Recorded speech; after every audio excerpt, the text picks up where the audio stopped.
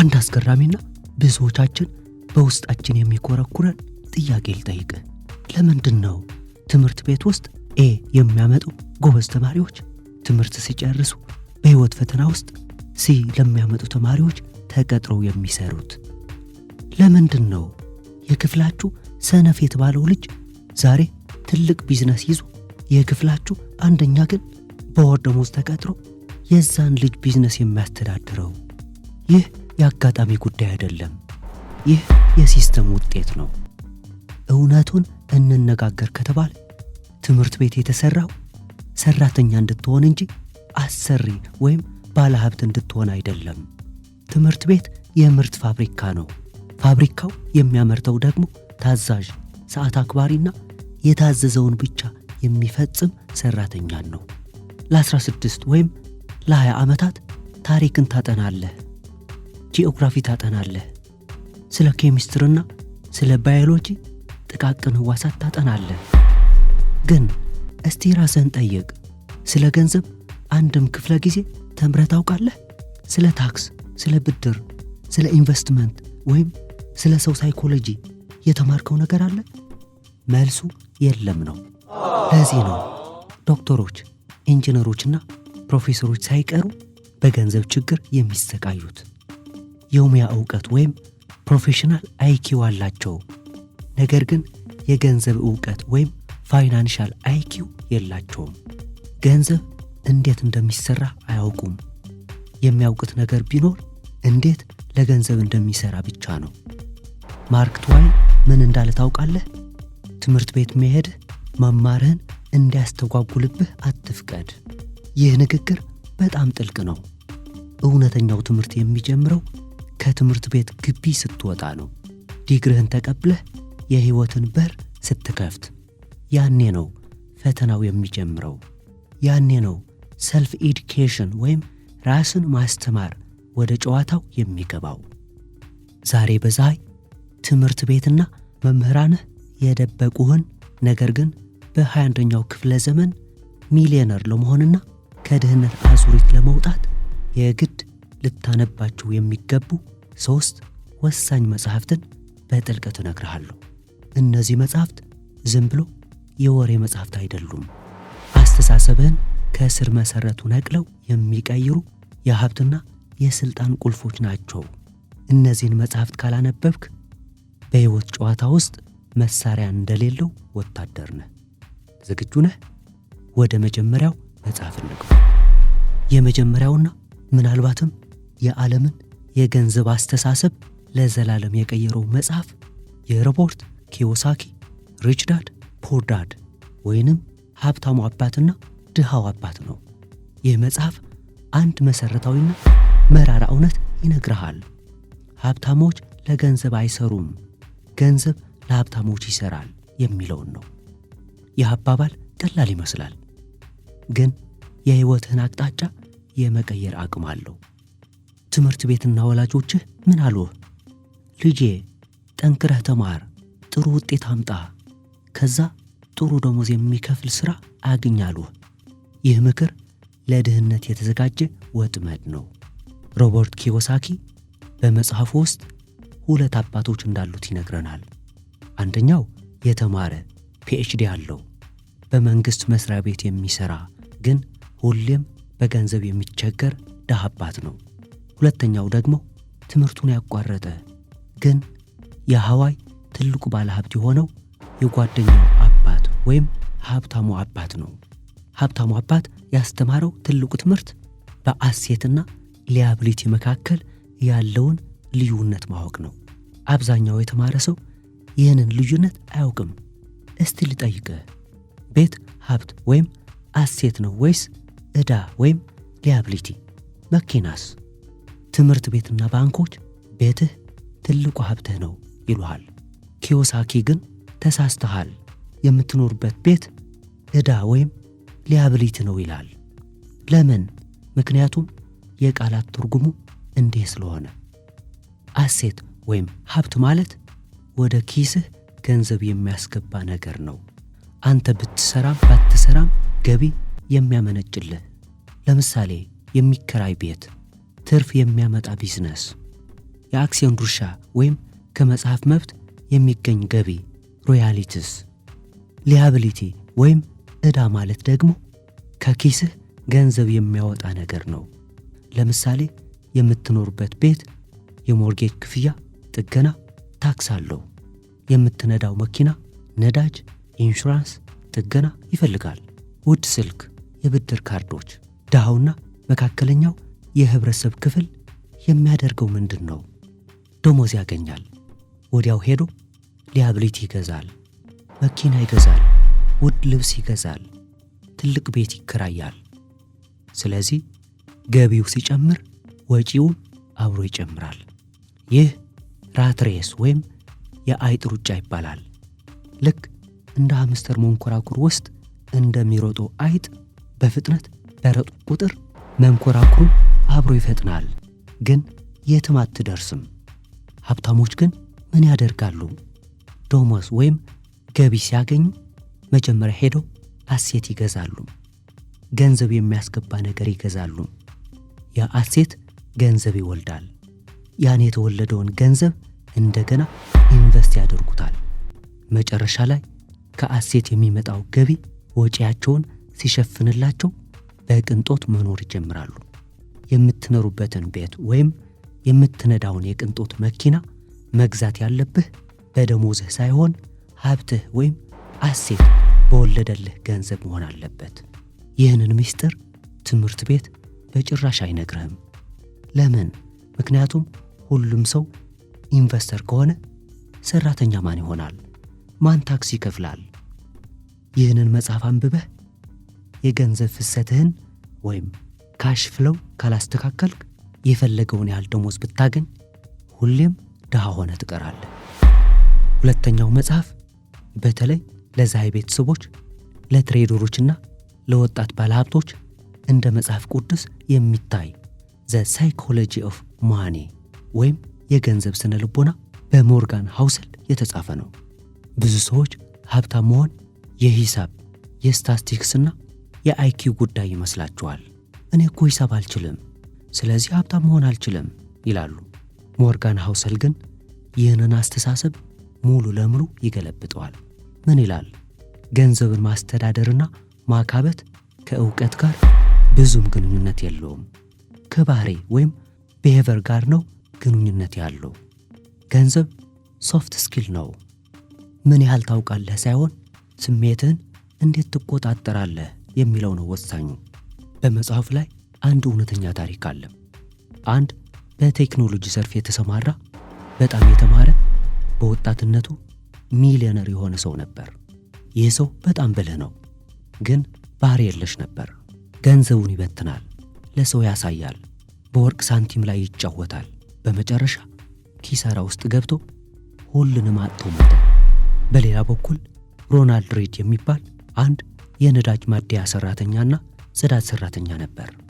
ይህ ሰው ተራ ሰው ነው፣ ግን ባህሪው የተረጋጋ ነበር። በየወሩ ከሚያገኘው ትንሽ ደሞዝ እየቀነሰ አክሲዮን ይገዛ ነበር። ለዓመታት በትዕግስት ጠበቀ።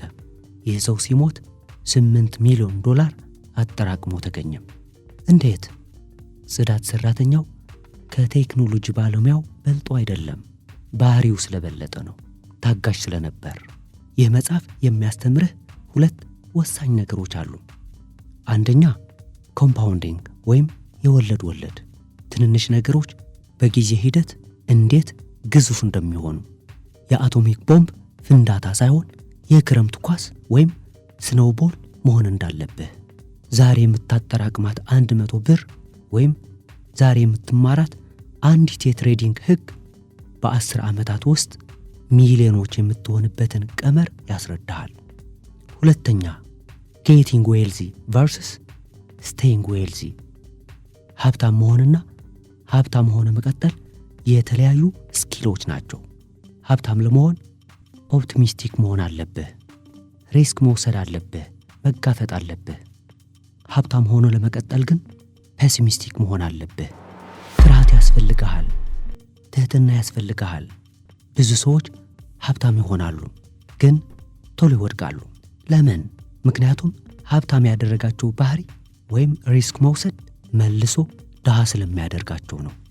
መኪናውን በፍጥነት መንዳት ማወቅ ብቻ ሳይሆን መቼ ፍሬን መያዝ እንዳለብህም ማወቅ አለብህ። በትሬዲንግ ዓለም ውስጥ ቴክኒካል ዕውቀት 20% ነው፣ 80% ግን ሳይኮሎጂ ነው። ቻርት ማንበብ መቻልህ ብቻውን ሀብታም አያደርግህም። ስግብግብነትህን፣ ግሪድና ፍርሃትህን ፊር መቆጣጠር ካልቻልክ ገበያው ይበላሃል። ይህ መጽሐፍ አእምሮህን ከስሜታዊነት አውጥቶ ወደ ምክንያታዊነት የሚቀይር መድኃኒት ነው። ሦስተኛውና ምናልባትም ብዙ ሰው ጨለማ ወይም ክፉ ብሎ የሚፈራው ግን እውነታውን ፍርጥርጥ አድርጎ የሚነግረው መጽሐፍ ዘ 48 Laws of Power ወይም 48ቱ የኃይል ሕጎች በሮበርት ግሪን ነው። ትምህርት ቤትና ሃይማኖት ምን ብለው አስተማሩህ? ጥሩ ሆን፣ ታማኝ ሆን፣ ለሁሉም ሰው ቅን ሆን፣ ያኔ ሁሉም ሰው ይወድሃል፣ ዓለምም አበባ ትሆንልሃለች። ይህ በጣም ደስ የሚል ተረት ነው። ግን እውነተኛው ዓለም እንደዛ አይደለም። እውነተኛው ዓለም ጫካ ነው። ሰዎች ስልጣን ይፈልጋሉ። ሰዎች ካንተ በላይ መሆን ይፈልጋሉ። ሰዎች ይቀኑብሃል፣ አንዳንዴም ሊያጠፉህ ይፈልጋሉ። ይህንን እውነታ ካልተቀበልክ የዋህ ሆነ ትቀራለህ። የዋህ ሰው ደግሞ በቢዝነስ ዓለም የሌሎች መብያ እራት ነው። ይህ መጽሐፍ ክፉ ሁን ወይም ሰዎችን ጉዳ አይልህም። ነገር ግን የሰዎችን ተንኮል እወቅና ራስህን ጠብቅ ይልሃል። የጨዋታውን ሕግ ካላወቅ መጫወት አትችልም። ለምሳሌ ከመጽሐፉ ውስጥ 1-2 ሕጎችን እንይ። ሎው 1 never outshine the master። ካለቃህ በላይ ለመታየት አትሞክር። ይህ ሕግ ምን ይላል? ካንተ በላይ አቅም ወይም ስልጣን ያለውን ሰው ካንተ እንዳነሰ እንዲሰማው ወይም እንዲፈራህ አታድርግ። በችሎታ የምትመካ ከሆነና አለቃህን የምታሸማቅቀው ከሆነ እሱ ፍርሃት ስለሚያድርበት አንተን ለማጥፋት ወይም ለማባረር ይሞክራል። ይልቁንስ እሱ የበላይ እንደሆነ እንዲሰማው አድርገህ ስልጣኑን ለራስህ ጥቅም ተጠቀምበት። ሎው 4 always say less than necessary። ከሚያስፈልገው በላይ አትናገር። ዝምታ ወርቅ ነው። ብዙ ባወራህ ቁጥር ተራ ትመስላለህ። ብዙ ባወራህ ቁጥር የምትሳሳተው ወይም የራስህን ሚስጥር የምታወጣው እድል ይጨምራል። ኃይለኛ ሰዎች ዝምታን እንደ መሳሪያ ይጠቀሙበታል። ሰዎችን እንዲገምቱ፣ እንዲጨነቁ ያደርጋሉ። ስሜትህን መደበቅ፣ ዓላማህን አለመናገርና በዝምታ መስራት የኃይል ምንጭ ነው። ትሬዲንግና ቢዝነስ ላይም እንደዛው ነው። ስለ ዓላማህ ለእያንዳንዱ ሰው አታውራ። ስትራቴጂህን አትበትን። ሞንክ ሞድ ውስጥ ሆነህ በዝምታ ስራ። ውጤትህ ራሱ ይጮሃል። ይህ መጽሐፍ በቢዝነስም ሆነ በሕይወት ሰዎች አንዳንዴ እንዴት ጨካኝ ሊሆኑ እንደሚችሉና ራስህን እንዴት መጠበቅ እንደምትችል የሚያስተምር ከትምህርት ቤት የዜግነት ትምህርት በተቃራኒ የቆመ የጎዳና ላይ ዕውቀት ነው። እንግዲህ ወዳጄ እነዚህን 3 መጽሐፍት ባጭሩ አየን። አንደኛ ሪች ዳድ ፖር ዳድ፣ ሀብት ወይም አሴትና ዕዳ ወይም ሊያቢሊቲ ለይተህ ገንዘብን ላንተ እንዴት እንደምታሰራው አስተማረህ። ሁለተኛ ሳይኮሎጂ ኦፍ ማኒ፣ ሀብት ከዕውቀት በላይ የባህሪና የስነ ልቦና ውጤት እንደሆነና ትዕግስት ወይም ፔሽንስ ከችኮላ እንደሚበልጥ አስተማረህ። ሶስተኛ 48 Laws of Power፣ ዓለም ጫካ እንደሆነችና በዝምታና በስትራቴጂ ካልተንቀሳቀስክ የሌሎች ሰለባ እንደምትሆን አስጠነቀቀህ። አሁን አንድ ጥያቄ ልጠይቅህ። እነዚህን መጽሐፍት ማንበብ ብቻውን ሀብታም ያደርግሃል? መልሱ በፍጹም ነው። መጽሐፍ ማንበብ ካርታ እንደመያዝ ነው። ካርታው መንገዱን ያሳይሃል። ግን ካርታውን ይዘህ ቤት ሶፋ ላይ ከተኛህ የትም አትደርስም። መራመድ አለብህ። ተሽከርካሪ ያስፈልግሃል። ሀብታም ለመሆን አሴት ያስፈልግሃል ብለናል። የ21ኛው ክፍለ ዘመን ቦታና ጊዜ የማይወስንብህ በላፕቶፕህ ብቻ ገንዘብ የምትፈጥርበትና ማንም አለቃ ሊያዝህ የማይችልበት ምርጡ አሴትና ስኪል ምንድን ነው? ትሬዲንግ ነው። ትሬዲንግ የእነዚህ 3 መጽሐፍት ተግባራዊ መገለጫ ነው። እንደ ሪች ዳድ ፖር ዳድ ገንዘብህን ኢንቨስት በማድረግ ገንዘብ ታሰራበታለህ። እንደ ሳይኮሎጂ ኦፍ ማኒ ስሜትህንና ስግብግብነትህን በመቆጣጠር ሀብት ትገነባለህ። እንደ 48 ሎውስ ኦፍ ፓወር የገበያውን ስነ ልቦናና አካሄድ አጥንተህ በስትራቴጂ ታሸንፋለህ። ነገር ግን አብዛኛው ሰው ትሬዲንግ የሚጀምረው በስህተት መንገድ ነው። ያለ ዕውቀት፣ ያለ ሜንቶር በስሜታዊነት ዘሎ ይገባና ይከስራል። ለዚህ ነው ፀሐይ ይህንን ችግር ለመፍታትና አንተን ከንባብ ወደ ተግባር ለማሸጋገር አንድ አሪፍ ዕድል ያዘጋጀልህ። የምስራች ልንገራችሁ። ከሚቀጥለው ወር መጀመሪያ ማለትም ማርች 1 ጀምሮ ሙሉና ጥልቅ የሆነ የትሬዲንግ ክፍል ወይም ትሬዲንግ ክላስ እንጀምራለን። ይህ ፕሮግራም ዝም ብሎ ቪዲዮ ማየት ብቻ አይደለም፣ በተለየ መልኩ የተዘጋጀ ነው። ለሁሉም ሰው እንዲመች 2 አማራጮችን አቅርበንላችኋል። አማራጭ 1 የዙም ላይቭ ክላስ። በዚህ አማራጭ በሳምንት 3 ቀኖችን እንገልጻለን። በቀጥታ በዙም ላይ እንገናኛለን። እኔን በቀጥታ እያናገራችሁ ጥያቄ እየጠየቃችሁ ቻርቱን ስክሪን ላይ ሼር እያደረግን አብረን እንተነትናለን። ስህተታችሁን አርማለሁ፣ ስትራቴጂውን አሳያችኋለሁ። ይህ ልክ እንደ ዩኒቨርሲቲ ክላስ ግን ገንዘብ ወደሚያስገኝ ተግባር የተቀየረ ነው። አማራጭ 2 የዲጂታል ቪዲዮ ኮርስ። ምናልባት አንዳንዶቻችሁ እኔ ስራ አለኝ፣ ተማሪ ነኝ፣ ወይም በጊዜ እጥረት በሳምንት 3 ቀን ዙም ላይ በተወሰነ ሰዓት መገኘት አልችልም ልትሉ ትችላላችሁ። ለእናንተም መፍትሄ አለን። ሙሉ የትሬዲንግ ትምህርቱን ከዜሮ ወይም ቤዚክስ ጀምሮ እስከ ፕሮፌሽናል ወይም አድቫንስድ ስትራቴጂስ ኤንድ ሳይኮሎጂ ድረስ የሚያስተምር በጥራት የተዘጋጀ ዲጂታል የቪዲዮ ኮርስ አቅርበንልሃል። ይህንን ኮርስ አንዴ ትገዛዋለህ። ከዛ ፋይሉ ያንተ ይሆናል። በማታ በምሳ ሰዓት፣ ቅዳሜና እሁድ ወይም በእረፍት ቀናትህ በራስህ ፍጥነት በራስህ ጊዜ መማር ትችላለህ።